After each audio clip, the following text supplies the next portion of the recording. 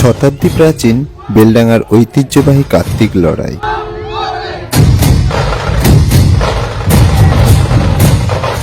নামেই লড়াই, আদতে এ যেন এক মিলন ক্ষেত্র।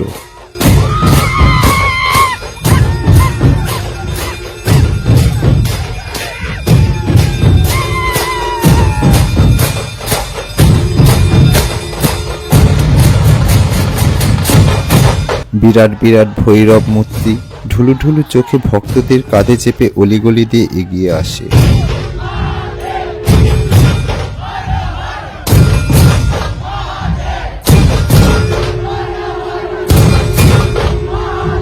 ধুনুর গন্ধে মোমো করে সমস্ত রাস্তা।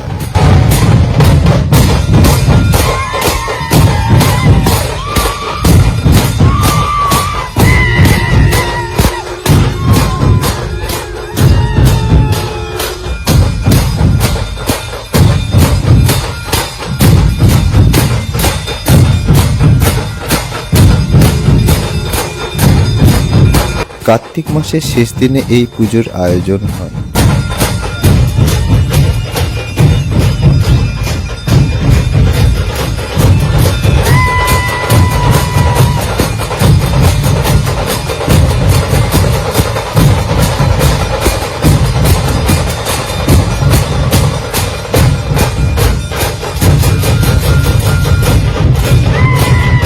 শুধু কার্তিক নয়, ছোট বড় বিভিন্ন দেবদেবীর মূর্তি পুজো হয় এখানে।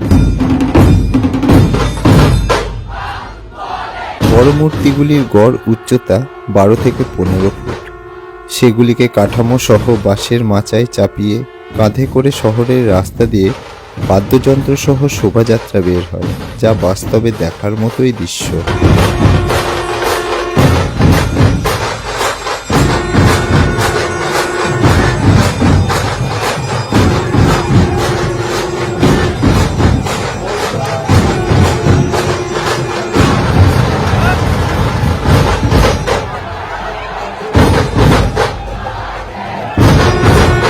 পুজোর পরের দিন দুপুর থেকে রাত পর্যন্ত সমস্ত বেলডাঙ্গা ও আশেপাশের লাখো মানুষ এসে ভিড় করে দাঁড়ায় রাস্তার দুপাশে। কোন ঠাকুর আগে গিয়ে চৌমাথা দখল করবে তা নিয়ে থাকে বেশ উন্মাদনা।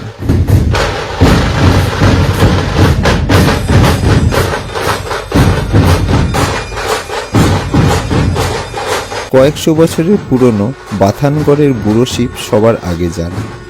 তার পেছনে থাকে সমস্ত ঠাকুরের পরিক্রমা। আজ থেকে প্রায় 250 বছর আগে বেলডাঙ্গার ঘোষবাবুরা প্রথম বাথানগড়ের বুড়ো শিবের পুজো শুরু করে।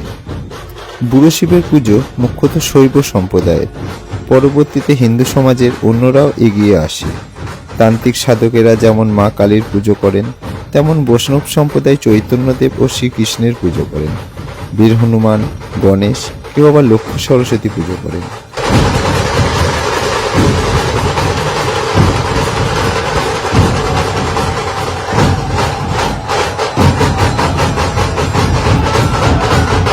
কার্তিক সংক্রান্তিতে বিভিন্ন ঠাকুর পুজো কেন? জানতে পারলাম এটা বিভিন্নতা নয়, বরং বৈচিত্র্য।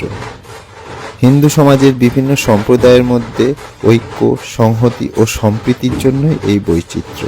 এটাই এখানকার পরম্পরা ও ঐতিহ্য। সমাজের সকল স্তরের মানুষের অংশগ্রহণে সম্প্রীতির অনাবিল মাধুর্যে বেলডাঙ্গা ভরে ওঠে।